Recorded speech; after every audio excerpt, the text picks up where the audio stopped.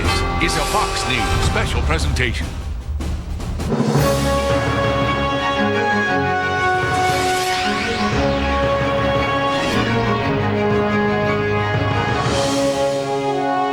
And good evening from Washington. I'm Shepard Smith. This is Fox News special coverage of President Obama's second State of the Union. That's a live look on Capitol Hill, where the president is getting ready to speak to Congress and our nation. The White House says he'll focus on jobs and on the U.S. economy, the top issues for so many Americans. According to excerpts from the speech released by the White House, the president will say the economy is growing again. But, quote, "We measure progress by the success of our people, by the jobs they can find and the quality of life those jobs offer, by the opportunities for a better life that we pass on to our children. That's the project the American people want us to work on together." Speaking of working together, this year we expect to see something a little different in the House chamber. Republicans and Democrats in many cases sitting side by side instead of splitting up on opposite sides of the aisle. Democrats on the left, Republicans on the right. This a show of unity after the tragedy in Tucson. There will be other reminders of that shooting that killed 6 people and wounded more than a dozen others, including Congresswoman Gabby Giffords. The Arizona delegation will sit together with an empty seat for the Congresswoman. We're told her husband, astronaut Mark Kelly, turned down an invitation to be here tonight so that he could stay in Houston, where his wife is now recuperating. But Daniel Hernandez will be there, and who can forget him? He's the intern who rushed to Congresswoman Giffords' side as the bullet stopped flying. And by all accounts, he helped save her life. And today is his 21st birthday. He'll be sitting with the First Lady, Michelle Obama, along with the family of the youngest victim from Tucson, 9-year-old Christina Taylor Greene. But tonight, despite tonight's public show of unity, a symbolic show, President Obama will be speaking to a starkly divided Congress for the first time, and there are still some very big differences between the parties, especially when it comes to job number 1, putting Americans back to work. By the way, we've also learned which cabinet official will sit out the State of the Union this year, as one does every year in case of disaster. This year, the White House says that duty will fall to the Interior Secretary, Ken Salazar. So much on the president's plate tonight to try to explain to the American people where the cuts need to be and why they need to happen. And in the end, we're led to believe, to uplift our nation, to remind us how we got to be a shining city on the hill, how we've overcome so much and triumphed, and still remain the strongest, most powerful nation on the planet. Fox News White House correspondent Wendell Goler is live on Capitol Hill tonight with a look ahead. Hi, Wendell. Shepard, it is partly because of their differences on the deficit that the president won't simply lay out an economic roadmap tonight that Republicans can basically declare dead on arrival. Instead, he'll try and set a tone and talk about the need for Republicans and Democrats to work together to reduce the deficit, but at the same time address investments, he'll call them, that help make Americans more competitive with the people of India and China. The White House says you can't do that by simply rolling back spending to 2008 levels, as Republicans have called for. They call that too blunt an instrument, a meat axe approach. But at the same time, the president will offer tonight to extend his spending freeze from 3 years to 5, but this covers non-discretionary spending. It doesn't include Medicare, Social Security. It doesn't include security matters. And the president will offer to freeze that only at 2011 levels, which Republicans say simply won't get the job done. What the White House hopes is that tonight's speech will serve as an opening gambit. It will prompt a Republican response that includes specific spending cut proposals. Maybe those will involve Social Security and Medicare, which the president will find much easier to defend than the increased research and development spending he's also calling for. Shepard? Wendell Goler here at the Russell Senate Office Building in the Rotunda, live with us tonight. Wendell, thanks so much. So the scene is set. Let's take a look at what's going to happen. Fox News Sunday host Chris Wallace, who's here with you each and every Sunday morning, is here with us in the Rotunda this evening. And I guess, Chris, one of the biggest surprises here in the early going is normally this speech comes to journalists before it goes to the public. And tonight it did, as always. But a website got a hold of the speech and posted it, I don't know, close to an hour before the president delivers it online. If this has happened before, I don't remember it. No, I don't either. And it's kind of foolish, because the fact is that in the final hour before the speech, is delivered, the text of it is delivered all over Capitol Hill, and supposedly a congressional staffer gave it to this website. Well, you know, there are congressional staffers. Every member of Congress will be reading the speech along. But I got to say, I think this is going to be a fascinating night. The president is going to say that the key is how to make America the best place in the world to do business. And that is going to be the joint message from both Republicans and for Democrats, but you're going to hear entirely different prescriptions. The president is going to talk about the role of government. Yes, he's going to say we got a deficit and we've got to cut spending, but he's going to talk at great length about the role of government in investments, as he put it. Republicans would say that's new spending when it comes to education, when it comes to infrastructure. Hold on, here's the Sergeant at Arms. The President of the United States.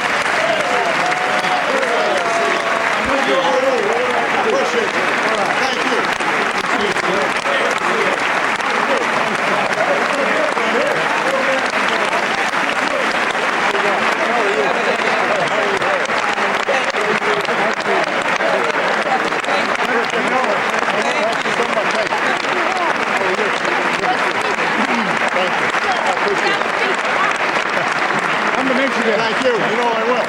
How are you? Good to see you. Okay, hey, man. How are you? Give us on the other side. This is my day for the evening. Good day. Absolutely.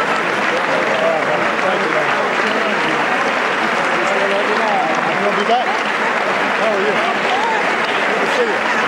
Almost didn't let me know you at the house. How are you?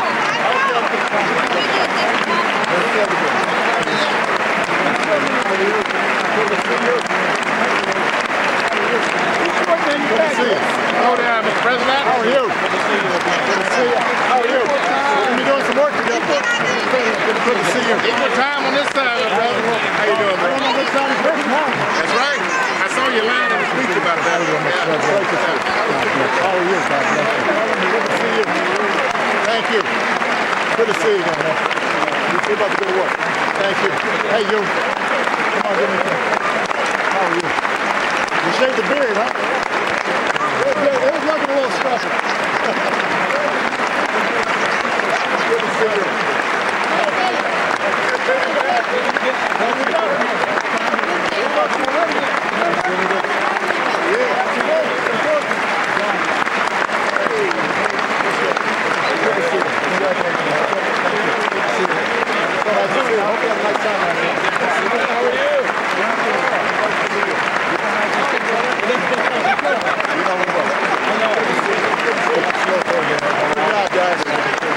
Hey, how are you? I am good. Good. You look good. You know, this is such a fascinating thing. If you know the faces of these members of Congress, normally as he's coming down the aisle, looking at him here, all the Republicans would be to his left, all of the Democrats to his right, but they're back and forth. There's another interesting thing. He's greeting members of the Supreme Court there. There was a real question as to how many would show up, given the fact that last year at this speech, remember, Shep, that he called out members of the Supreme Court for the Citizens versus United ruling, and but 6 of the 9 have decided to show up, although Sam Alito, who famously mouthed "not true" when the president criticized his decision, he's not there. He, for some coincidence, has a speaking engagement tonight. And 2 others as well not there this evening. The president, it's a different vibe in there tonight, obviously, with the split that we normally see not in place. The House Speaker this year, obviously, John Boehner, a Republican.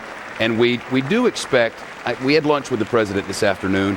Each year, the president invites the evening news anchors to come in for an off-the-record discussion, but they allow us to categorize it for you without giving specifics. And I'll say this, The president seemed very much at ease this afternoon. His jacket was off at the time. He was wearing a green tie, so he's changed since then. And I got the sense that tonight his goal was to let us know what a big time we're in, how many cuts are necessary, how difficult they're going to be for Americans. And then his goal, it seemed to me at least, without being specific, was to bring us together and remind us how we got to the place where we are today. How it was that we have fought so many battles and overcome so many difficult times, and each and every time the United States has prevailed. Its people have been the most productive in all the world, and the United States still the greatest power in all the land. And tonight, after explaining to us how difficult the future or the near future will be, it's our sense at least that he'll remind us of where we've come and how bright our future is. The First Lady there in her box, and of course the young intern who's helped save Gabrielle Giffords' life there with her. I have the high privilege and distinct honor of presenting the President of the United States.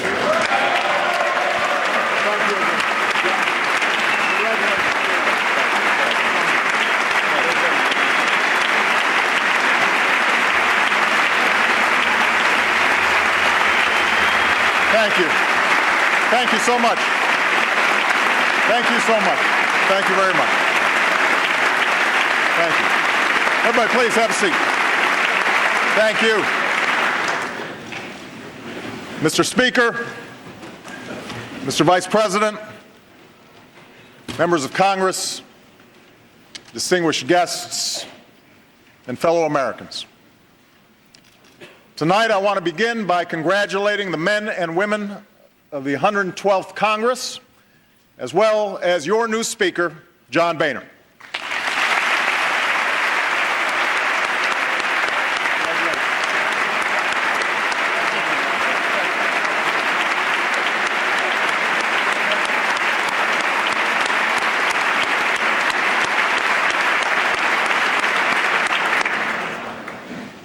And as we mark this occasion, we're also mindful of the empty chair in this chamber, and we pray for the health of our colleague and our friend, Gabby Giffords.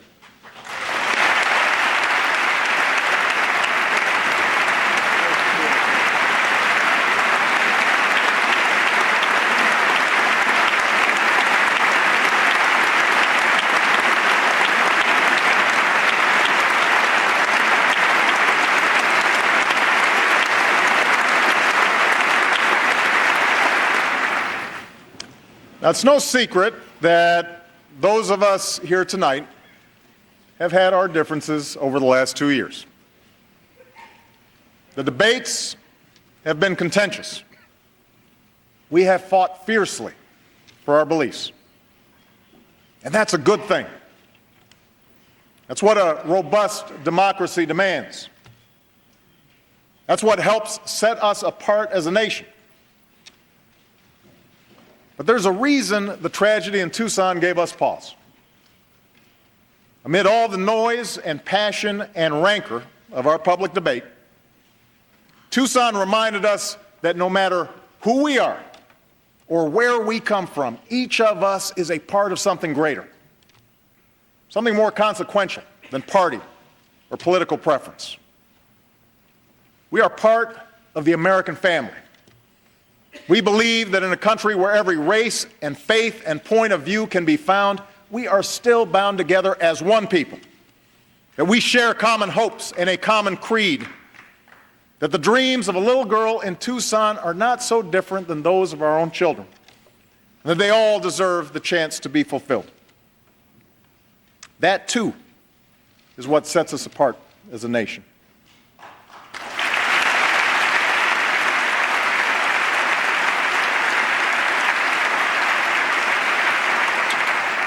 Now, by itself, this simple recognition won't usher in a new era of cooperation. What comes of this moment is up to us. What comes of this moment will be determined not by whether we can sit together tonight, but whether we can work together tomorrow.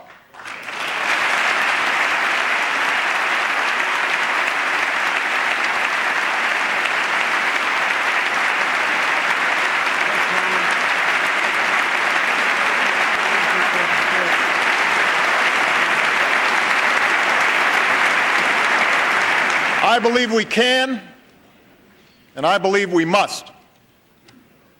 That's what the people who sent us here expect of us. With their votes, they've determined that governing will now be a shared responsibility between parties. New laws will only pass with support from Democrats and Republicans. We will move forward together, or not at all, for the challenges we face are bigger than party and bigger than politics. At stake right now is not who wins the next election. After all, we just had an election.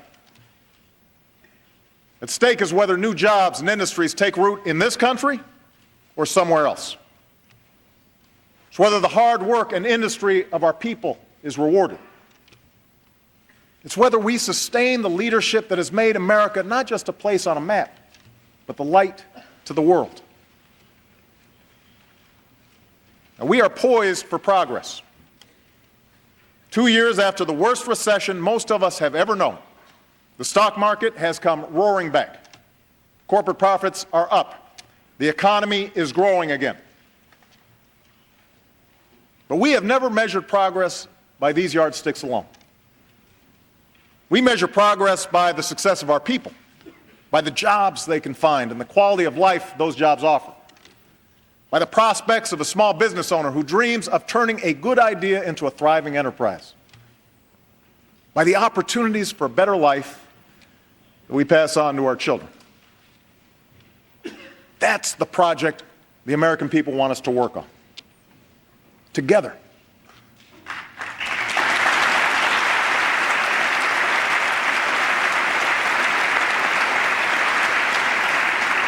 Now, we did that in December. Thanks to the tax cuts we passed, Americans' paychecks are a little bigger today. Every business can write off the full cost of new investments that they make this year. And these steps, taken by Democrats and Republicans, will grow the economy and add to the more than 1 million private sector jobs created last year. But we have to do more. These steps we've taken over the last 2 years may have broken the back of this recession. But to win the future, we'll need to take on challenges that have been decades in the making. Many people watching tonight can probably remember a time when finding a good job meant showing up at a nearby factory or a business downtown. You didn't always need a degree, and your competition was pretty much limited to your neighbors. If you worked hard, chances are you'd have a job for life, with a decent paycheck and good benefits and the occasional promotion. Maybe you'd even have the pride of seeing your kids work at the same company. That world has changed. And for many, the change has been painful. I've seen it in the shuttered windows of once booming factories, in the vacant storefronts on once busy main streets. I've heard it in the frustrations of Americans who've seen their paychecks dwindle or their jobs disappear. Proud men and women who feel like the rules have been changed in the middle of the game. They're right. The rules have changed. In a single generation, revolutions in technology have transformed the way we live, work, and do business. Steel mills that once needed 1,000 workers can now do the same work with 100. Today, just about any company can set up shop, hire workers, and sell their products wherever there's an internet connection. Meanwhile, nations like China and India realized that with some changes of their own, they could compete in this new world. And so they started educating their children earlier and longer, with greater emphasis on math and science. They're investing in research and new technologies. Just recently, China became the home to the world's largest private solar research facility and the world's fastest computer. So yes, the world has changed. The competition for jobs is real. But this shouldn't discourage us. It should challenge us. Remember, for all the hits we've taken these last few years, For all the naysayers predicting our decline, America still has the largest, most prosperous economy in the world.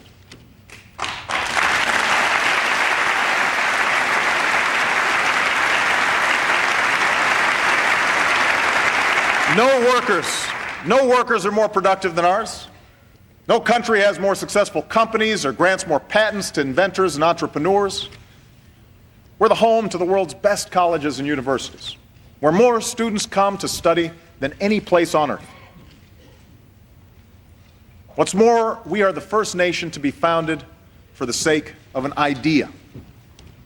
The idea that each of us deserves the chance to shape our own destiny. That's why centuries of pioneers and immigrants have risked everything to come here. That's why our students don't just memorize equations, but answer questions like, what do you think of that idea? What would you change about the world? What do you want to be when you grow up? The future is ours to win. But to get there, we can't just stand still. As Robert Kennedy told us, the future is not a gift. It is an achievement. Sustaining the American dream has never been about standing pat. It has required each generation to sacrifice and struggle and meet the demands of a new age.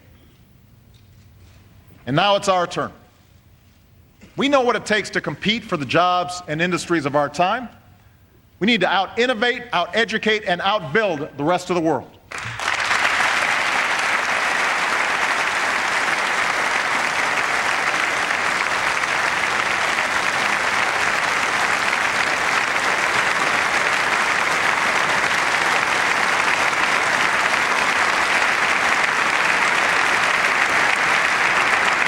We have to make America the best place on earth to do business. We need to take responsibility for our deficit and reform our government. That's how our people will prosper. That's how we'll win the future.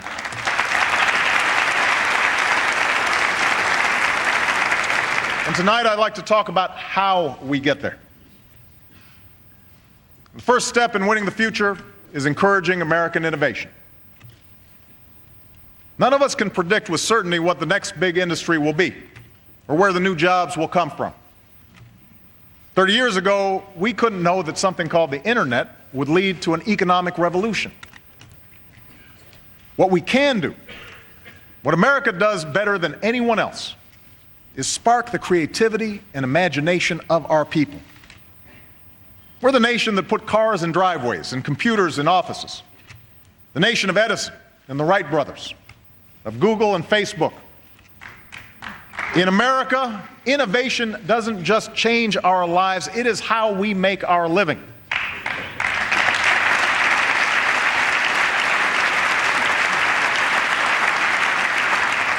Our free enterprise system is what drives innovation. But because it's not always profitable for companies to invest in basic research, throughout our history, our government has provided cutting-edge scientists and inventors with the support that they need. That's what planted the seeds for the internet. That's what helped make possible things like computer chips and GPS. Just think of all the good jobs, from manufacturing to retail, that have come from these breakthroughs. A half a century ago, when the Soviets beat us into space with the launch of a satellite called Sputnik, we had no idea how we would beat them to the moon. The science wasn't even there yet. NASA didn't exist. But after investing in better research and education, we didn't just surpass the Soviets. We unleashed a wave of innovation that created new industries and millions of new jobs. This is our generation's Sputnik moment. 2 years ago, I said that we needed to reach a level of research and development we haven't seen since the height of the space race. And in a few weeks, I will be sending a budget to Congress that helps us meet that goal. We'll invest in biomedical research, information technology, and especially clean energy technology.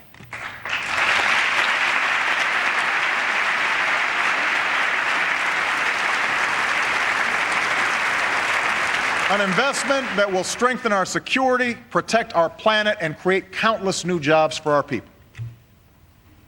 Already we're seeing the promise of renewable energy. Robert and Gary Allen are brothers who run a small Michigan roofing company. After September 11th, they volunteered their best roofers to help repair the Pentagon. But half of their factory went unused, and the recession hit them hard. Today, with the help of a government loan, that empty space is being used to manufacture solar shingles that are being sold all across the country. In Robert's words, we reinvented ourselves. That's what Americans have done for over 200 years. Reinvented ourselves. And to spur on more success stories like the Allen brothers, we've begun to reinvent our energy policy. We're not just handing out money. We're issuing a challenge. We're telling America's scientists and engineers that if they assemble teams of the best minds in their fields and focus on the hardest problems in clean energy, we'll fund the Apollo projects of our time. At the California Institute of Technology, they're developing a way to turn sunlight and water into fuel for our cars. At Oak Ridge National Laboratory, they're using supercomputers to get a lot more power out of our nuclear facilities. With more research and incentives, we can break our dependence on oil with biofuels and become the first country to have 1 million electric vehicles on the road by 2015.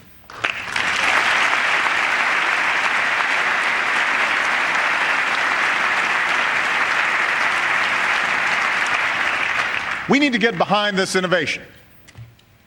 And to help pay for it, I'm asking Congress to eliminate the billions in taxpayer dollars we currently give to oil companies.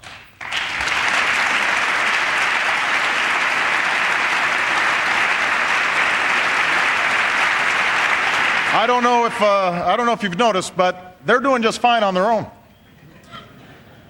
So instead of subsidizing yesterday's energy, let's invest in tomorrow's.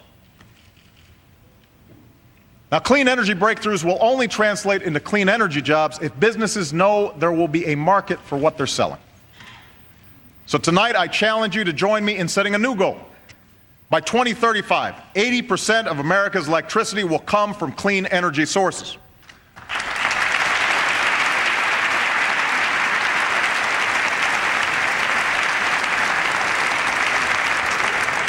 Some folks want wind and solar. Others want nuclear, clean coal, and natural gas. To meet this goal, we will need them all. And I urge Democrats and Republicans to work together to make it happen.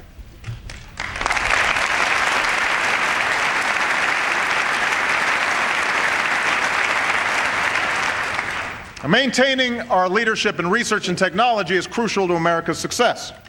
But if we want to win the future, if we want innovation to produce jobs in America and not overseas, then we also have to win the race to educate our kids. Think about it.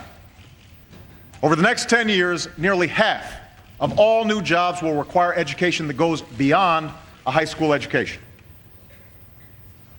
And yet, as many as a quarter of our students aren't even finishing high school. The quality of our math and science education lags behind many other nations. America's fallen to 9th in the proportion of young people with a college degree. And so the question is whether all of us, as citizens and as parents, are willing to do what's necessary to give every child a chance to succeed. That responsibility begins not in our classrooms, but in our homes and communities. It's family that first instills the love of learning in a child. Only parents can make sure the TV is turned off and homework gets done. We need to teach our kids that it's not just the winner of the Super Bowl who deserves to be celebrated, but the winner of the science fair.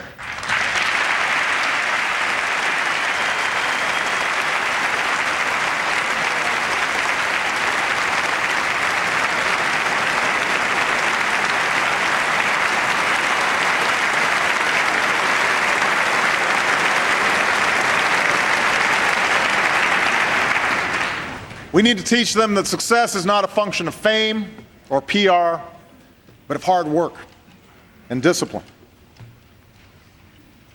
Our schools share this responsibility.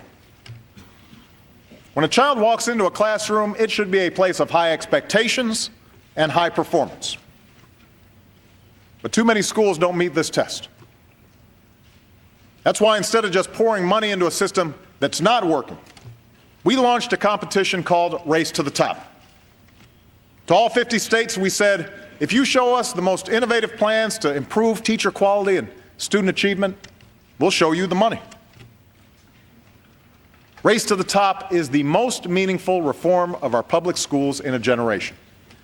For less than 1% of what we spend on education each year, it has led over 40 states to raise their standards for teaching and learning. And these standards were developed, by the way, not by Washington, but by Republican and Democratic governors throughout the country. And Race to the Top should be the approach we follow this year as we replace No Child Left Behind with a law that's more flexible and focused on what's best for our kids.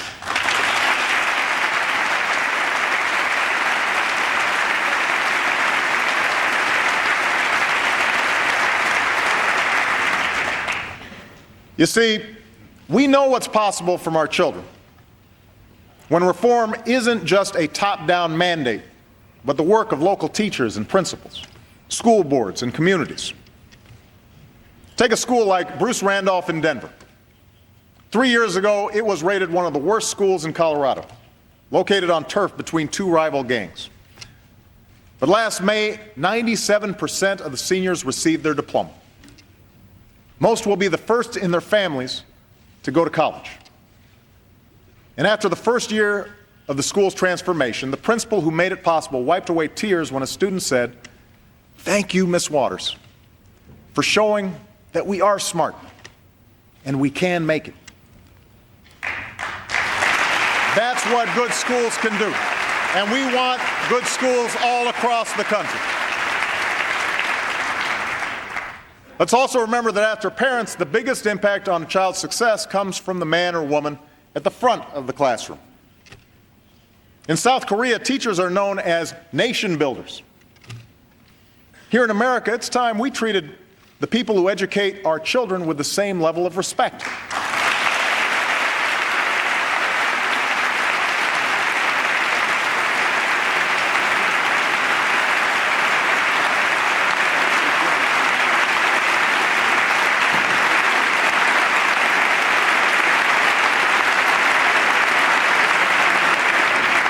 We want to reward good teachers and stop making excuses for bad ones.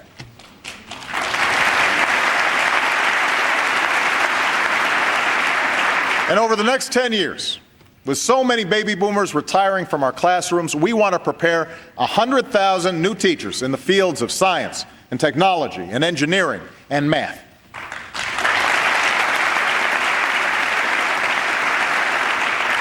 In fact, every young person listening tonight who's contemplating their career choice, if you want to make a difference in the life of our nation, if you want to make a difference in the life of a child, become a teacher. Your country needs you.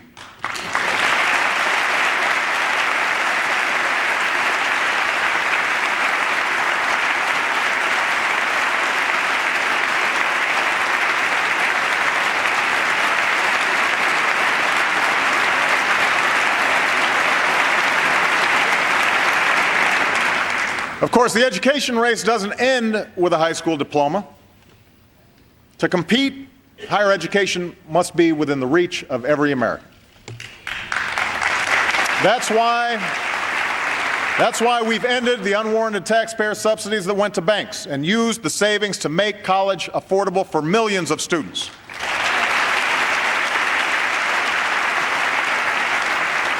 And this year, I asked Congress to go further and make permanent our tuition tax credit worth $10,000 for 4 years of college. It's the right thing to do.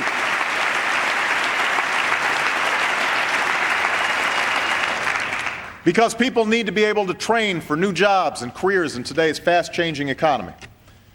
We're also revitalizing America's community colleges. Last month, I saw the promise of these schools at Forsyth Tech in North Carolina.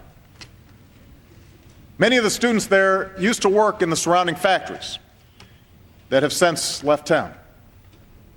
One mother of two, a woman named Kathy Proctor, had worked in the furniture industry since she was 18 years old. And she told me she's earning her degree in biotechnology now, at 55 years old. Not just because the furniture jobs are gone, but because she wants to inspire her children to pursue their dreams too. As Kathy said, I hope it tells them to never give up. If we take these steps, if we raise expectations for every child and give them the best possible chance at an education from the day they are born until the last job they take, we will reach the goal that I set 2 years ago. By the end of the decade, America will once again have the highest proportion of college graduates in the world.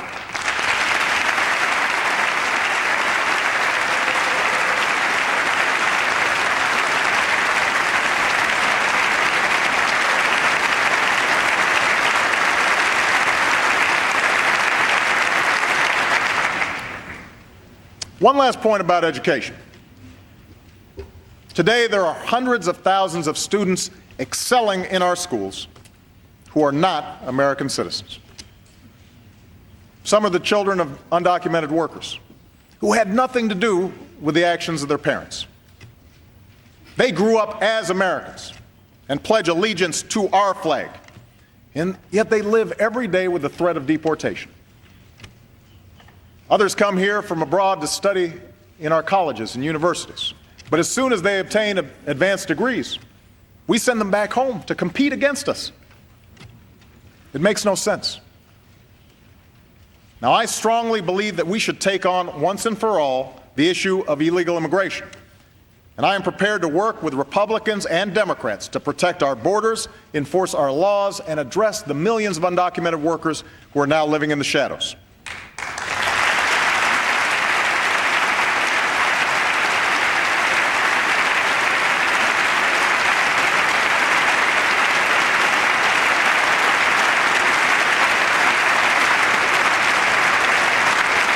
I know that debate will be difficult. I know it will take time. But tonight, let's agree to make that effort.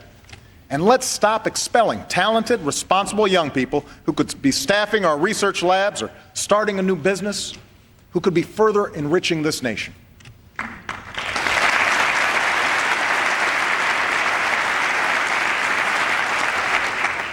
The third step in winning the future is rebuilding America. To attract new businesses to our shores, we need the fastest, most reliable ways to move people, goods, and information, from high-speed rail to high-speed internet.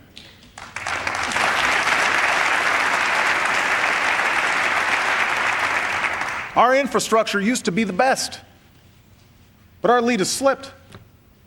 South Korean homes now have greater internet access than we do. Countries in Europe and Russia invest more in their roads and railways than we do. China's building faster trains and newer airports. Meanwhile, when our own engineers graded our nation's infrastructure, they gave us a D. We have to do better.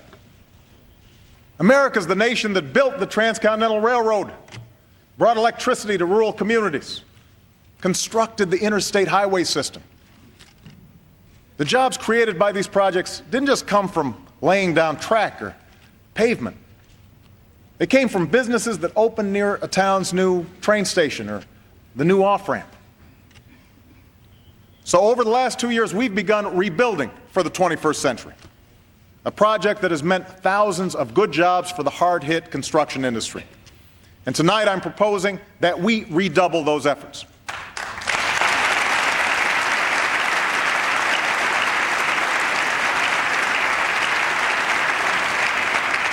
We'll put more Americans to work repairing crumbling roads and bridges.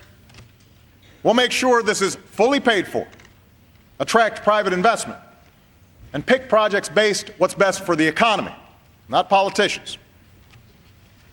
Within 25 years, our goal is to give 80% of Americans access to high-speed rail.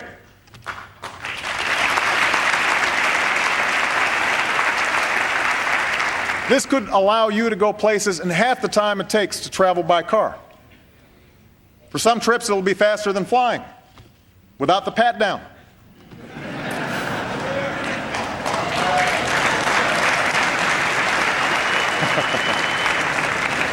As we speak, routes in California and the Midwest are already underway. Within the next 5 years, we'll make it possible for businesses to deploy the next generation of high-speed wireless coverage to 98% of all Americans. This isn't about faster internet or fewer dropped calls. It's about connecting every part of America to the digital age. It's about a rural community in Iowa or Alabama where farmers and small business owners will be able to sell their products all over the world. It's about a firefighter who can download the design of a burning building onto a handheld device, a student who can take classes with a digital textbook, or a patient who can have face-to-face video chats with her doctor. All these investments in innovation, education, and infrastructure will make America a better place to do business and create jobs. But to help our companies compete, we also have to knock down barriers that stand in the way of their success. For example, over the years, a parade of lobbyists has rigged the tax code to benefit particular companies and industries. Those with accountants or lawyers to work the system can end up paying no taxes at all. But all the rest are hit with one of the highest corporate tax rates in the world. It makes no sense, and it has to change.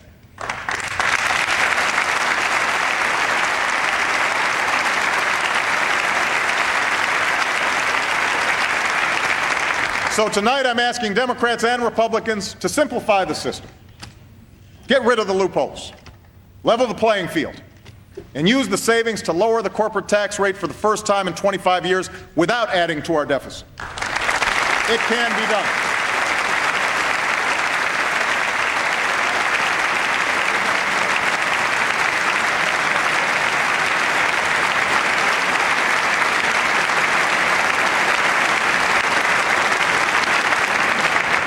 To help businesses sell more products abroad, we set a goal of doubling our exports by 2014.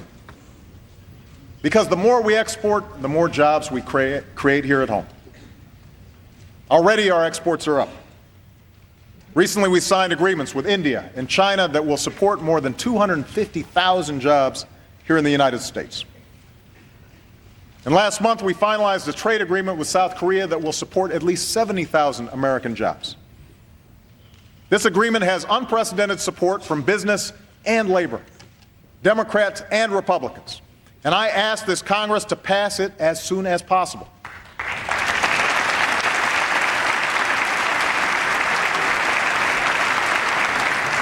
Now, before I took office, I made it clear that we would enforce our trade agreements and that I would only sign deals that keep faith with American workers and promote American jobs. That's what we did with Korea.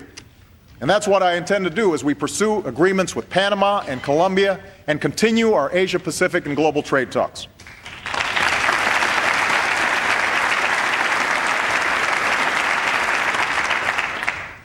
To reduce barriers to growth and investment, I've ordered a review of government regulations.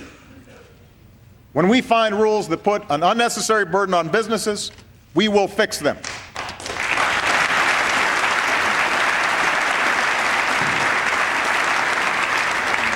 But I will not hesitate to create or enforce common sense safeguards to protect the American people.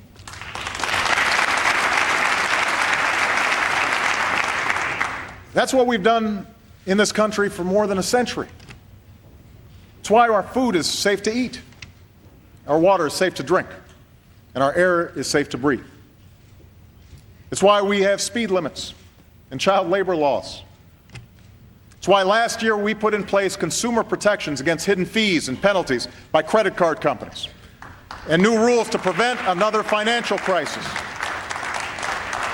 And it's why we passed reform that finally prevents the health insurance industry from exploiting patients.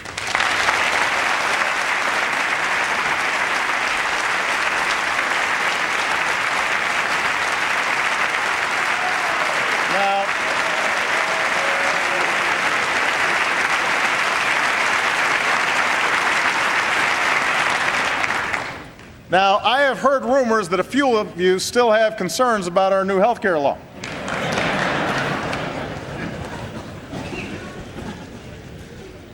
So let me be the first to say that anything can be improved. If you have ideas about how to improve this law by making care better or more affordable, I am eager to work with you. We can start right now by correcting a flaw in the legislation that has placed an unnecessary bookkeeping burden on small businesses.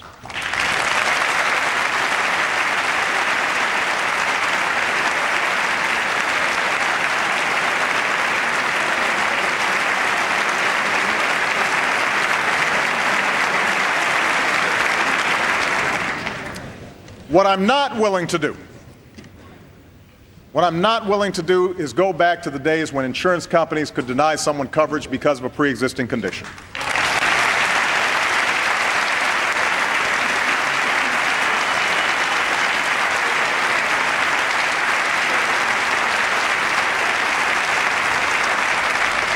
I'm not willing to tell James Howard, a brain cancer patient from Texas, that his treatment might not be covered. I'm not willing to tell Jim Hauser, a small businessman from Oregon, he has to go back to paying $5,000 more to cover his employees. As we speak, this law is making prescription drugs cheaper for seniors and giving uninsured students a chance to stay on their parents' coverage.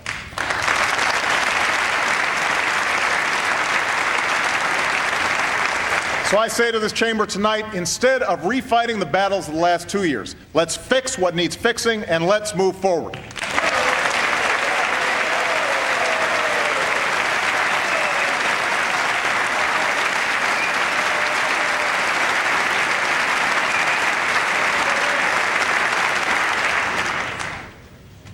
Now, the final critical step in winning the future is to make sure we aren't buried under a mountain of debt. We are living with a legacy of deficit spending that began almost a decade ago. And in the wake of the financial crisis, some of that was necessary to keep credit flowing, save jobs, and put money in people's pockets. But now that the worst of the recession is over, we have to confront the fact that our government spends more than it takes in. That is not sustainable. Every day, families sacrifice to live within their means. They deserve a government that does the same.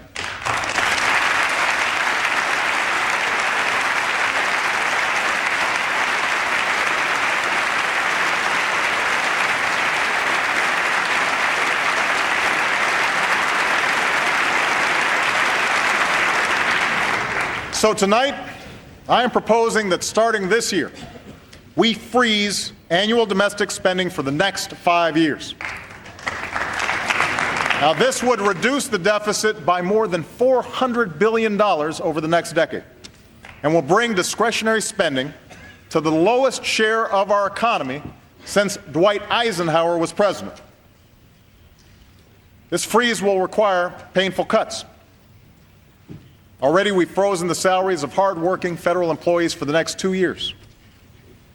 I've proposed cuts to things I care deeply about, like community action programs. The Secretary of Defense has also agreed to cut tens of billions of dollars in spending that he and his generals believe our military can do without. Now,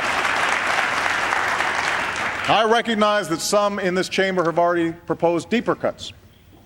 And I'm willing to eliminate whatever we can honestly afford to do without. But let's make sure that we're not doing it on the backs of our most vulnerable citizens.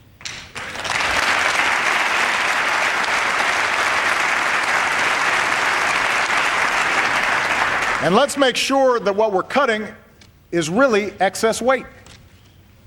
Cutting the deficit by gutting our investments in innovation and education is like lightening an overloaded airplane by removing its engine.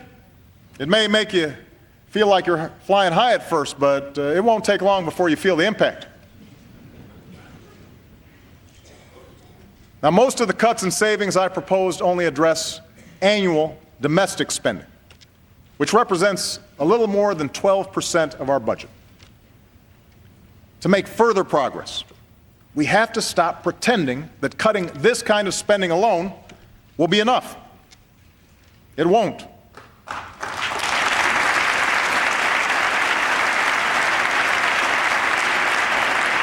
The Bipartisan Fiscal Commission I created last year made this crystal clear. I don't agree with all their proposals, but they made important progress. And their conclusion is that the only way to tackle our deficit is to cut excessive spending wherever we find it. In domestic spending, defense spending, health care spending, and spending through tax breaks and loopholes.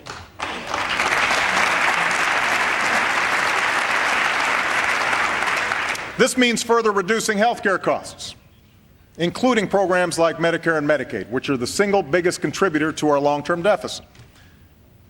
The health insurance law we passed last year will slow these rising costs, which is part of the reason that nonpartisan economists have said that repealing the health care law would add $250 billion to our deficit. Still, I'm willing to look at other ideas to bring down costs, including one that Republicans suggested last year: medical malpractice reform to rein in frivolous lawsuits.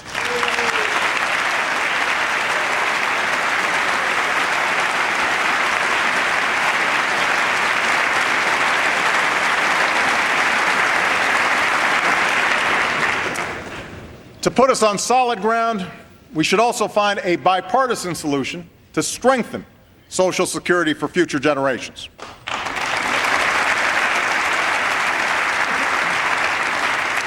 We must do it without putting at risk current retirees, the most vulnerable, or people with disabilities, without slashing benefits for future generations, and without subjecting Americans' guaranteed retirement income to the whims of the stock market.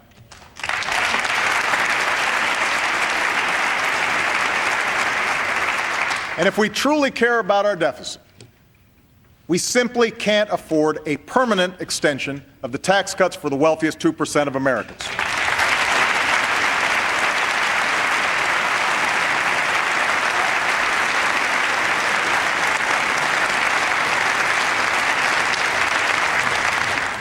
Before we take money away from our schools or scholarships away from our students, we should ask millionaires to give up their tax break.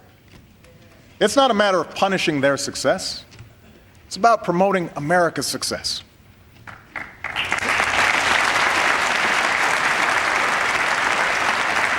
In fact, the best thing we could do on taxes for all Americans is to simplify the individual tax code.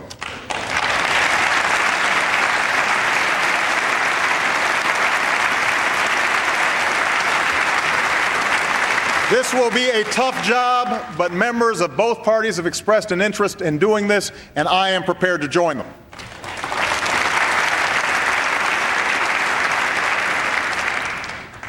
So now is the time to act.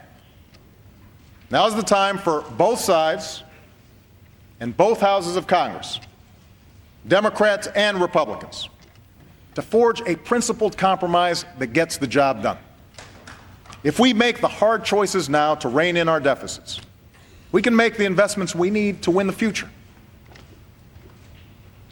Let me take this one step further. We shouldn't just give our people a government that's more affordable. We should give them a government that's more competent and more efficient. We can't win the future with a government of the past. We live and do business in the information age. But the last major reorganization of the government happened in the age of black and white TV. There are 12 different agencies that deal with exports. There are at least 5 different agencies that deal with housing policy. Then there's my favorite example.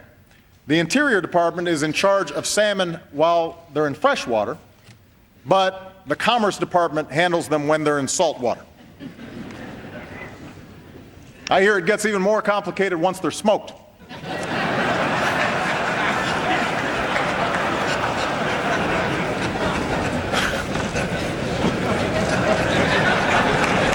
Now,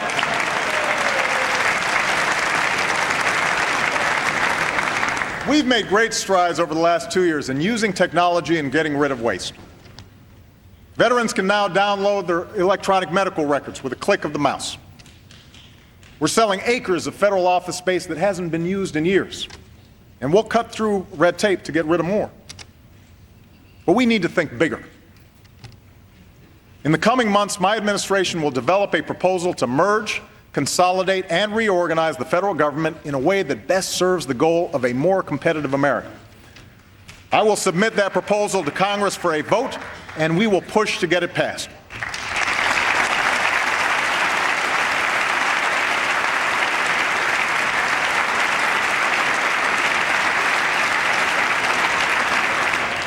In the coming year, we'll also work to rebuild people's faith in the institution of government. Because you deserve to know exactly how and where your tax dollars are being spent, you'll be able to go to a website and get that information for the very first time in history. Because you deserve to know when your elected officials are meeting with lobbyists. I ask Congress to do what the White House has already done. Put that information online. And because the American people deserve to know that special interests aren't larding up legislation with pet projects, both parties in Congress should know this.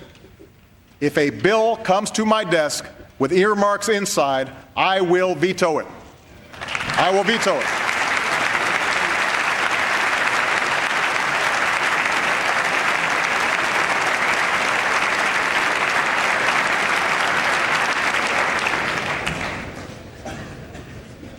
The 21st century government that's open and competent,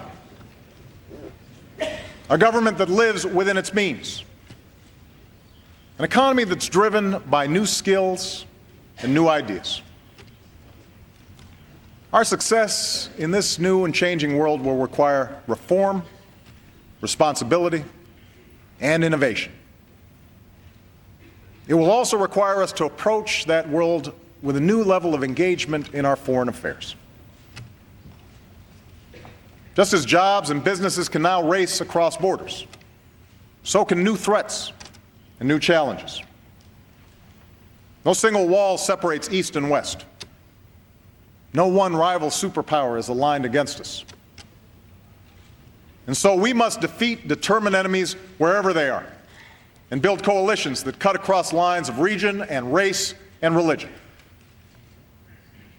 And America's moral example must always shine for all who yearn for freedom and justice and dignity.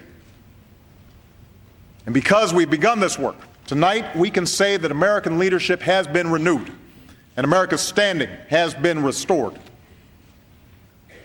Look to Iraq, where nearly 100,000 of our brave men and women have left with their heads held high.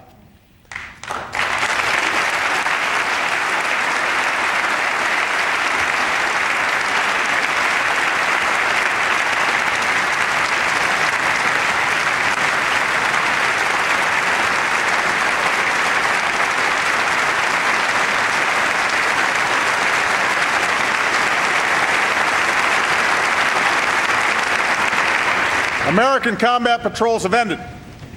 Violence is down, and a new government has been formed. This year, our civilians will forge a lasting partnership with the Iraqi people while we finish the job of bringing our troops out of Iraq. America's commitment has been kept. The Iraq War is coming to an end.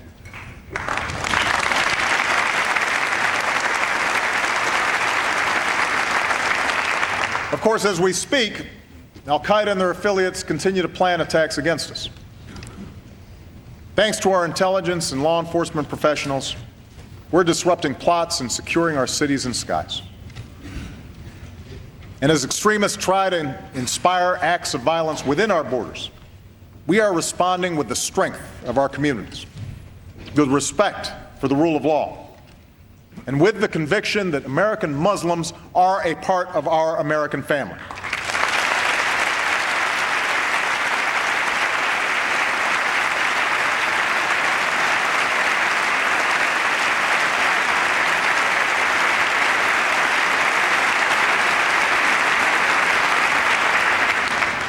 We've also taken the fight to Al-Qaeda and their allies abroad. In Afghanistan, our troops have taken Taliban strongholds and trained Afghan security forces. Our purpose is clear: by preventing the Taliban from reestablishing a stranglehold over the Afghan people, we will deny al-Qaeda the safe haven that served as a launching pad for 9/11. Thanks to our heroic troops and civilians, fewer Afghans are under the control of the insurgency. There will be tough fighting ahead, and the Afghan government will need to deliver better governance. But we are strengthening the capacity of the Afghan people and building an enduring partnership with them. This year, we will work with nearly 50 countries to begin a transition to an Afghan lead. And this July, we will begin to bring our troops home.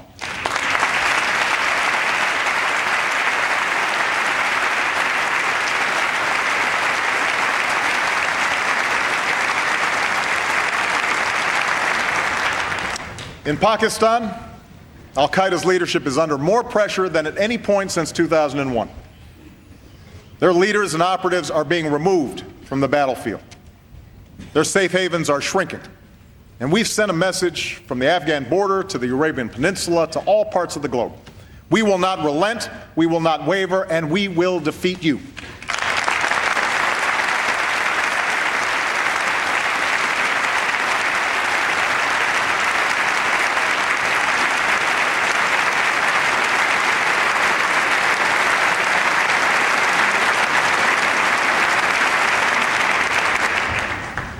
American leadership can also be seen in the effort to secure the worst weapons of war. Because Republicans and Democrats approved the New START treaty, far fewer nuclear weapons and launchers will be deployed. Because we rallied the world, nuclear materials are being locked down on every continent so they never fall into the hands of terrorists.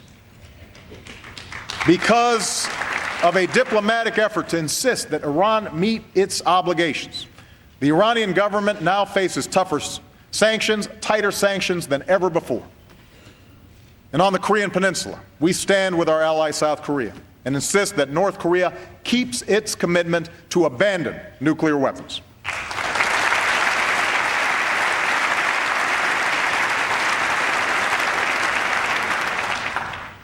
This is just a part of how we're shaping a world that favors peace and prosperity. With our European allies, we revitalized NATO and increased our cooperation on everything from counterterrorism to missile defense. We've reset our relationship with Russia, strengthened Asian alliances, built new partnerships with nations like India. This March, I will travel to Brazil, Chile, and El Salvador to forge new alliances across the Americas.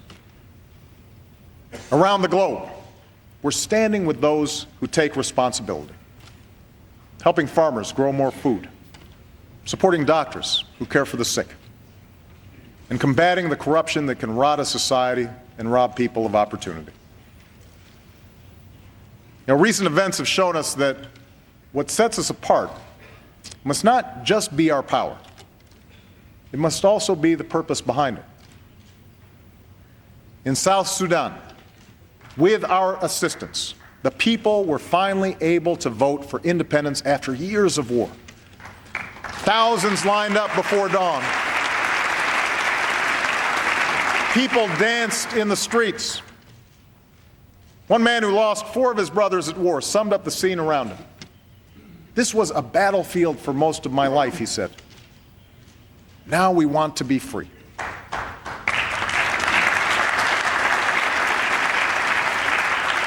And we saw that same desire to be free in Tunisia, where the will of the people proved more powerful than the writ of a dictator.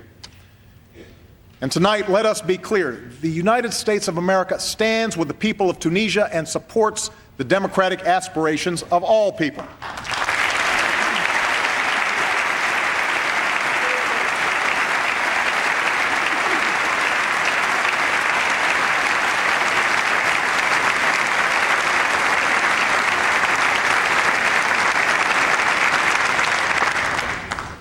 We must never forget that the things we've struggled for and fought for live in the hearts of people everywhere.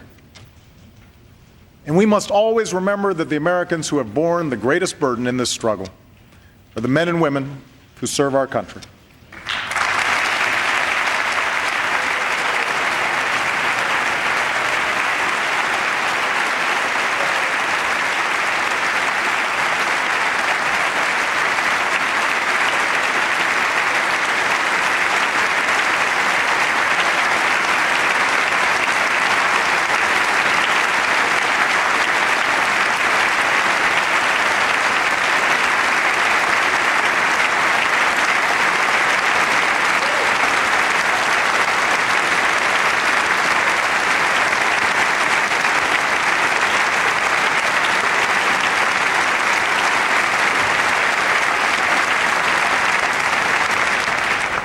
Tonight, let us speak with one voice in reaffirming that our nation is united in support of our troops and their families. Let us serve them as well as they've served us, by giving them the equipment they need, by providing them with the care and benefits that they have earned, and by enlisting our veterans in the great task of building our own nation. Our troops come from every corner of this country. They're black, white, Latino, Asian, Native American. They are Christian and Hindu, Jewish and Muslim. And yes, we know that some of them are gay. Starting this year, no American will be forbidden from serving the country they love because of who they love.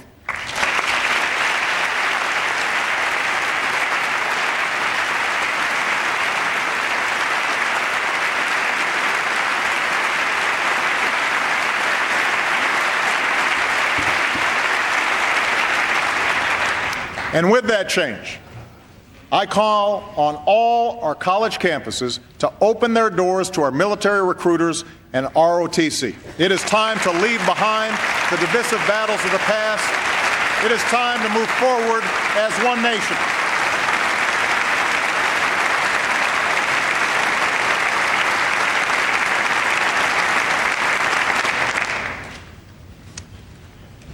We should have no illusions about the work ahead of us. Reforming our schools, changing the way we use energy, reducing our deficit. None of this will be easy. All of it will take time. And it will be harder because we will argue about everything. The costs, the details, the letter of every law. Of course, some countries don't have this problem. If the central government wants a railroad, they build a railroad, no matter how many homes get bulldozed. If they don't want a bad story in the newspaper, it doesn't get written. And yet, as contentious and frustrating and messy as our democracy can sometimes be, I know there isn't a person here who would trade places with any other nation on earth.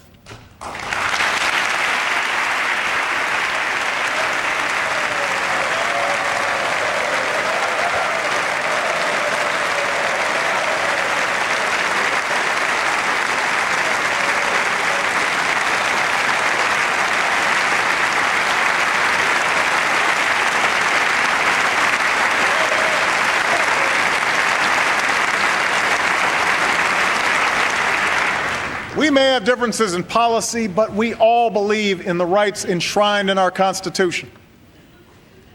We may have different opinions, but we believe in the same promise that says, this is a place where you can make it if you try.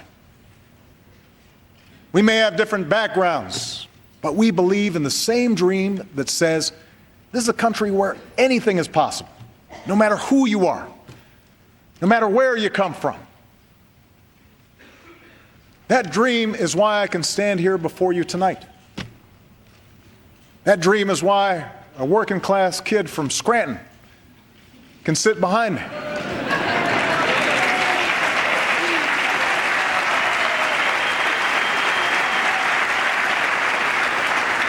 That dream is why someone who began by sweeping the floors of his father's Cincinnati bar can preside as Speaker of the House in the greatest nation on earth.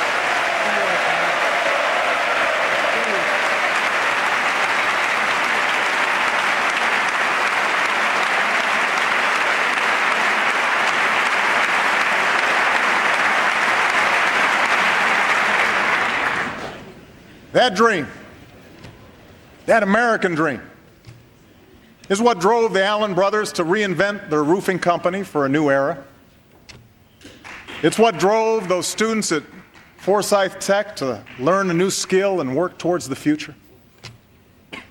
And that dream is the story of a small business owner named Brandon Fisher.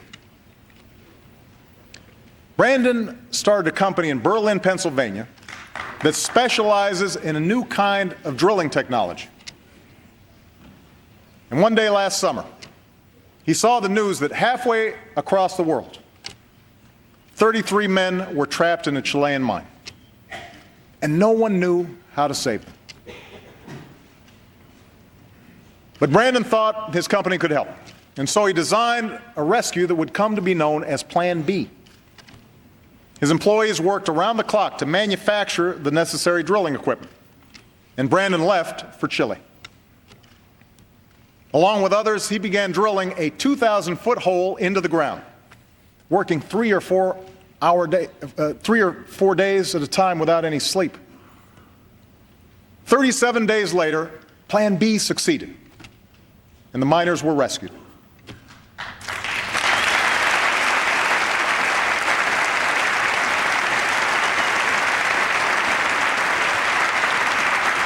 But because he didn't want all the attention, Brandon wasn't there when the miners emerged. He'd already gone back home, back to work on his next project.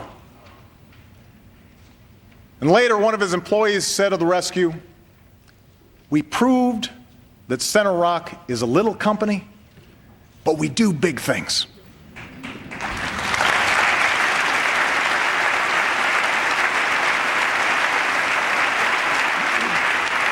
We do big things.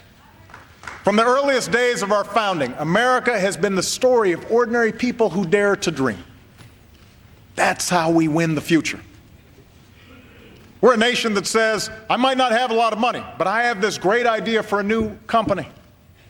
I might not come from a family of college graduates, but I will be the first to get my degree. I might not know those people in trouble, but I think I can help them, and I need to try. I'm not sure how we'll reach that better place beyond the horizon, but I know we'll get there. I know we will. We do big things.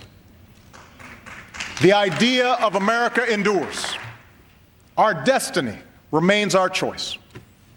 And tonight, more than 2 centuries later, it's because of our people that our future is hopeful, our journey goes forward, and the state of our union is strong. Thank you. God bless you. And may God bless the United States of America.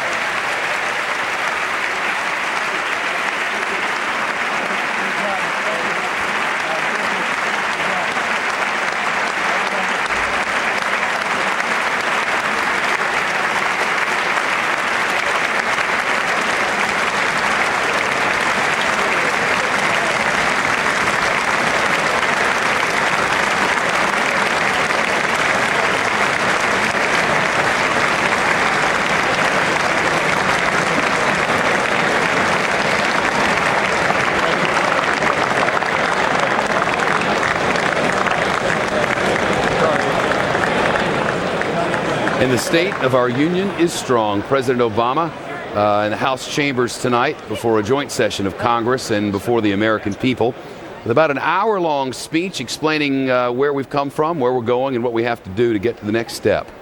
It was a different feel tonight, no question. One of the things we hadn't considered is what effect this non-divided House, if you will, would have, with the Republicans not all standing up at once with the long applause gaps, and then the Democrats doing the same for other reasons. That didn't happen. And certainly it had a much different feeling. And the question is, how did it sell at home? Did the message come across better with fewer interruptions and an easier flow for the president? Or was some of the drama taken out by the fact that possibly people at home didn't have time to sit around and talk about it in those gaps? The host of Fox News Sunday, Chris Wallace, is with us now. And Chris, I think at least in our small group here, you were the first one to observe this is completely different. Absolutely. It was interesting because of the fact that the House was all merged together. I think some of the members were a little bit confused and a little bit reluctant to stand up and cheer because there was a Republican standing right next to them or sitting right next to them. And so as a result, it got a little bit jumbled up. I think it made for a more muted response. There weren't the big cheers. There wasn't the competing seesaw of Republicans cheering on lines about the deficit and Democrats cheering on lines about health care reform. I think there's something else, and this is something that I think is going to be much discussed. Obviously, we have the midterm elections. Obviously, a majority of people, at least in the House, said, voting for representatives, said, look, we think the government's too big. We think spending is too big. We think that this president is governing too much from the left. This president talked for 35 minutes before he began addressing the issue of debt and deficits. And I think a lot of people are going to remark upon that. For 35 minutes, he was talking about big government, big spending, investment in education and technology and infrastructure, a lot of programs, 100,000 teachers. Now, you can argue as to whether or not those are good goals or not, but you can be sure that an awful lot of the Republicans think that's exactly the wrong prescription for our problems, that we've gotten into this because of big government, because of big spending, and that we need to have, and you're about to hear from Paul Ryan and the Republican response, a much more limited government and allow the private sector to decide how it wants to spend its money and how it's going to hire jobs. Let government get out of the way. This president talked about still a very active government, although 35 minutes in, he did say we got to cut the deficit. But just even there, by way of comparison, he talked about a 5-year spending freeze. He's already proposed a 3-year spending freeze. He said it would save $400 billion over the next decade. By way of comparison, the Republicans want to cut $100 billion this year, and the Tea Party wants to cut $2.5 trillion, 6 times as much as the president over the next decade. Economists have said over the past few months, often and loudly, that what we're really going to have to do is touch on entitlements, make deep cuts in Social Security, Medicare and Medicaid, and cuts at the Pentagon that are going to be necessary. These are enormous challenges, things that people are not going to so readily accept, and yet the people need to be reminded why it has to happen eventually, that stand up and take it, because it has to happen. That was not a part, really, of what happened tonight. No, the president mentioned it. He talked about the debt commission. He talked about let's have a serious discussion about Medicare and Medicaid and Social Security, but his own debt commission has some very specific ideas about how to deal with that, and the president didn't endorse any of that. I can tell you when several of we journalists met with Speaker Boehner today, he also didn't discuss it in any detail. I mean, look, these are very politically explosive issues, and I don't think anyone wants to be the first one to jump off that cliff. It's almost like a Thelma and Louise moment. They want everybody to get in this and agree. So I think that's going to happen later rather than sooner. Of course, if the goal was to uplift the American people, to remind us of all the things that we have accomplished, of all that is possible under the American way of life, he certainly spent the beginning portion of this speech, and I'd say probably the first 30 to 35 minutes, bringing us toward that point. And I thought very interesting tonight that so often the beginnings of these speeches, the opposition party will knock the president, from whichever side he comes, off his game by these long and extended periods of applause and catcalls and all the rest in the place. We went, by my count at least, 14, 15, actually 17 minutes before the first standing ovation in the crowd. Say what you want about stagecrafting of these things, but it's very important. And those who run these events admit that it's very important. And tonight, I'm not sure that the president was prepared for that. There were a number of lines that he stopped for when he seemed to be expecting an enormous amount of applause, and it didn't come. A new experience for those who write the speeches and for the man who delivered them. Absolutely. As I say, I think that they're confused. A lot of the members were, because of the fact, as we've pointed out, Republicans were sitting next to Democrats. It was all mixed up. It wasn't by party lines. And so as a result, they were a little bit reluctant to stand up and cheer because, there were Republicans spread across the whole chamber and Democrats the same. Chris Wallace from Fox News Sunday. Great to see you tonight. Thank you. And as a quick plug, we'll have an exclusive interview with Speaker John Boehner on Fox News Sunday. Fox News Sunday, this Sunday and every Sunday right here on this Fox station. Our White House correspondent Wendell Goler is across the rotunda, and Wendell had gotten a lot of the background on what this night was to be, the expectations inside the White House, behind the veil, if you will. Wendell, did that part of this live up tonight? I think so, Shepard. It was a more muted address, a call, an attempt to be uplifting without giving specific targets for Republicans to attack, if also making relatively few commitments to the deficit reduction that they wanted. There was probably a more muted response on the part of lawmakers, as Chris Wallace noted, because Republicans and Democrats sat together and didn't feed off one another. That is one reason why a speech that contained just as many words as last year's State of the Union address actually took 10 minutes less to deliver. There's a big defense of innovation. The president saying that it's not just to change our lives, it's how we in this country make our living. Investments in education, innovation, and infrastructure, he said, will make America a better place to do business. The White House aides also defended the president's reluctance to embrace the calls of his deficit commission, saying that they're not really quite that far from the deficit commission's recommendation, but it's really going to take a bipartisan effort, Republicans and Democrats working together to make the tough decisions that Chris points out need to be made in Social Security and Medicare and other entitlement programs. Shepard? It does, Wendell, to be the one thing that nobody is mentioning, at least not in loud voices, and it's the one point on which, frankly, tonight I don't think either side is going to hammer home hard. Chris Wallace is back with us, and Chris, there was a suggestion that the Republicans are going to talk a lot about spending cuts. Over and over about spending cuts, but not necessarily in the places where we spend the most of the money. It has been hammered home over the last few days that just about 10% of the budget is what's left over after everything that's spoken for across Social Security, Medicare, Pentagon spending, and no one seems to be going there, at least not strongly, not with any force. Not yet, but they certainly are going to have to get to it because that is where the money is, as Willie Sutton would say. So they are going to have to, and you're exactly right. Non-security discretionary spending is, I think, 12% of the budget. So, you're talking about education, you're talking about health, you're talking about law enforcement, an awful lot of issues on which, you're really going to be cutting to the bone with the kinds of cuts people are talking about. And obviously, a minor cut in Medicare or Medicaid or Social Security can mean hundreds of billions or even trillions of dollars. Just a few minutes, we'll have the Republican response, of course, from Congressman Ryan, as you mentioned just a short time ago. Give us an idea of how Republicans will say, in many cases, the same thing. We have to cut, we have to innovate, we have to educate, but we have to spend less. How the Republicans will put a fine point on the differences between the two tonight. I think what they're going to talk about is the limits of government. The fact that if spending more money were the answer, then spending the trillions of dollars over the last 2 years on the stimulus would have solved the problem and we would have a rip-roaring economy. We don't. And I think their argument is going to be, you're going to hear from Paul Ryan, who is really the intellectual leader of the whole idea of spending cuts in the House and really among the whole Republicans on Capitol Hill. You're going to hear from him the idea of limited government, step back, less regulation, less taxation, especially less spending, keep the money in the private sector and let the free enterprise system do what it does best, which is generate jobs. 1 year ago, you and I were together in a position similar to this as we were waiting to hear Bobby Jindal, the governor of the state of Louisiana, a rising star. That was actually 2 years ago. 2 years ago. It was Governor McDonnell. Oh, well, they do fly by. They do fly by. Governor McDonnell is not enormously different, but I think that our viewers are probably going to remember Governor Jindal at the time.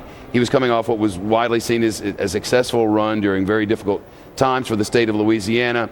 He came to a position widely was said didn't look comfortable, didn't have a great night. They're now in the process, and he in the process rehabilitating himself and making himself a national figure again. Bottom line, these things rarely work out for the opposition speaker, be he Republican or Democrat, or she for that matter, after the president has spoken. Well, look, the president, first of all, he's a very accomplished speaker. He's been in these situations multiple times. Usually the person who's giving the Republican response has not had that kind of stage experience. And in addition, you have the president in front of the entire government. You have, in this case, it'll be Paul Ryan by himself in the House Budget Committee room. So it's going to be a chambers. It's going to be a little bit different. But having said that, for those who don't know him, Paul Ryan is one of the really rising stars in the Republican Party.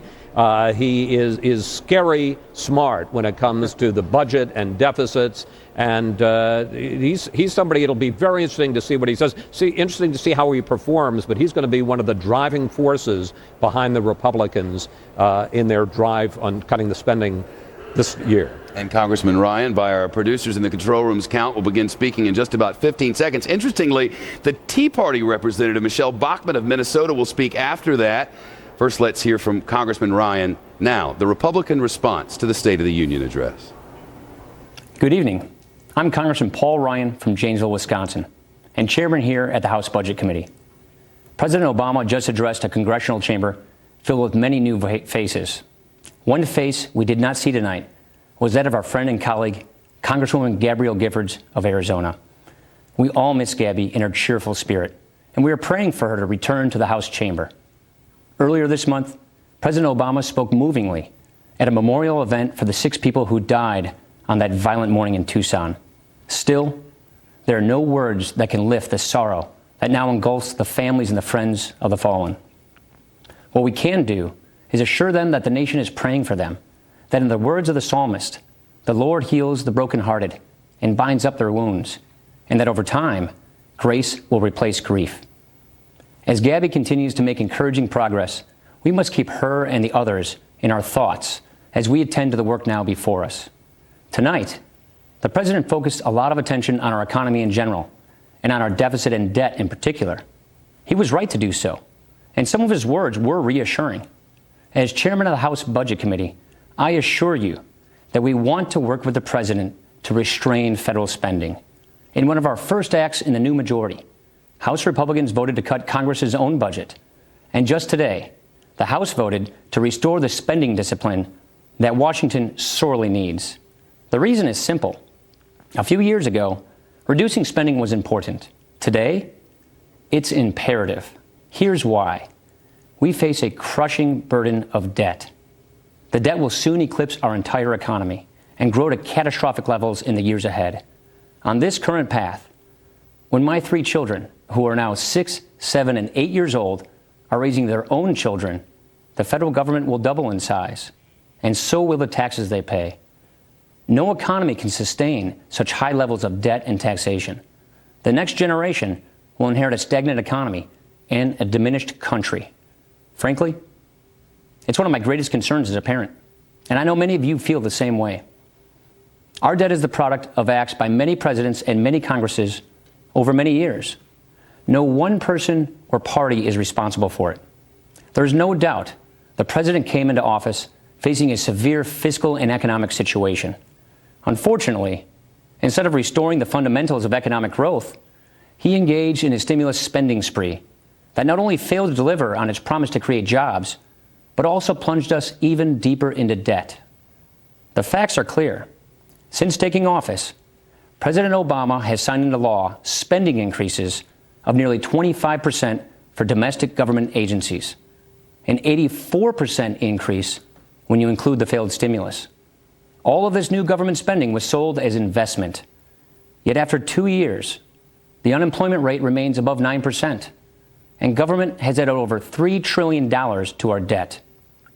Then the president and his party made matters even worse by creating a new, open-ended health care entitlement. What we already know about the president's health care law is this. Costs are going up, premiums are rising, and millions of people will lose the coverage they currently have.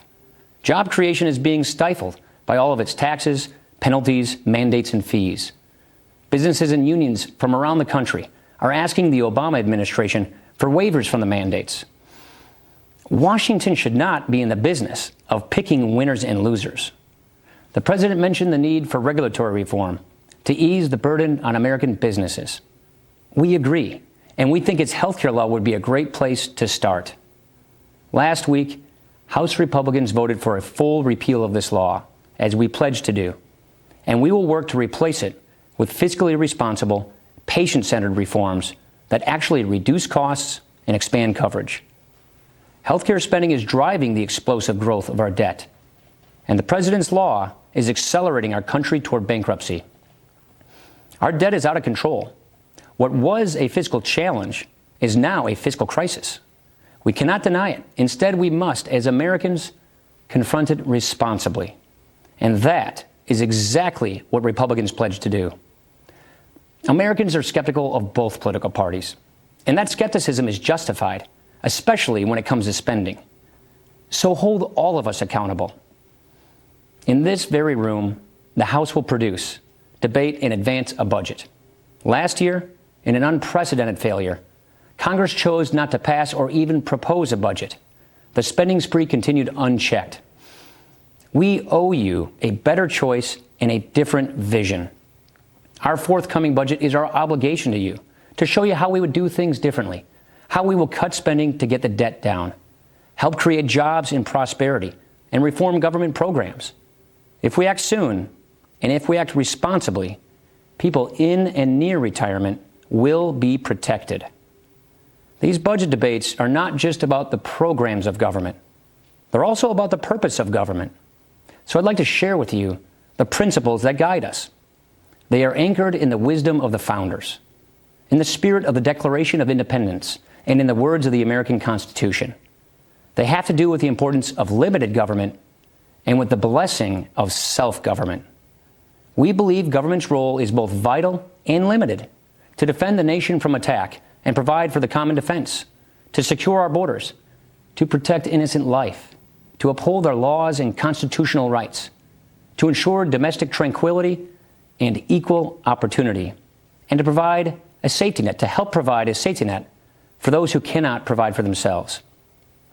We believe that the government has an important role to create the conditions that promote entrepreneurship, upward mobility, and individual responsibility. We believe, as our founders did, that the pursuit of happiness depends on individual liberty, and individual liberty requires limited government. Limited government also means effective government. When government takes on too many tasks, it usually doesn't do any of them very well. It's no coincidence that trust in government is at an all-time low now that the size of government is at an all-time high. The president and the Democratic leadership have shown by their actions that they believe government needs to increase its size and its reach, its price tag and its power. Whether sold as stimulus or repackaged as investment, their actions show they want a federal government that controls too much, taxes too much, and spends too much in order to do too much. And during the last 2 years, that is exactly what we have gotten, along with record deficits and debt, to the point where the president is now urging Congress to increase the debt limit. We believe the days of business as usual must come to an end. We hold to a couple of simple convictions. Endless borrowing is not a strategy. Spending cuts have to come first. Our nation is approaching a tipping point. We are at a moment where if government's growth is left unchecked and unchallenged, America's best century will be considered our past century. This is a future in which we will transform our social safety net into a hammock, which lulls able-bodied people into lives of complacency and dependency. Depending on bureaucracy to foster innovation, competitiveness, and wise consumer choices has never worked, and it won't work now. We need to chart a new course. Speaking candidly, as one citizen to another, we still have time, but not much time. If we continue down our current path, we know what our future will be. Just take a look at what's happening to Greece, Ireland, the United Kingdom, and other nations in Europe. They didn't act soon enough, and now their governments have been forced to impose painful austerity measures, large benefit cuts to seniors, and huge tax increases on everybody. Their day of reckoning has arrived. Ours is around the corner. That is why we have to act now. Some people will back away from this challenge, but I see this challenge as an opportunity to rebuild what Lincoln called the central ideas of the Republic. We believe a renewed commitment to limited government will unshackle our economy and create millions of new jobs and opportunities for all people of every background to succeed and prosper. Under this approach, the spirit of initiative, not political clout, determines who succeeds.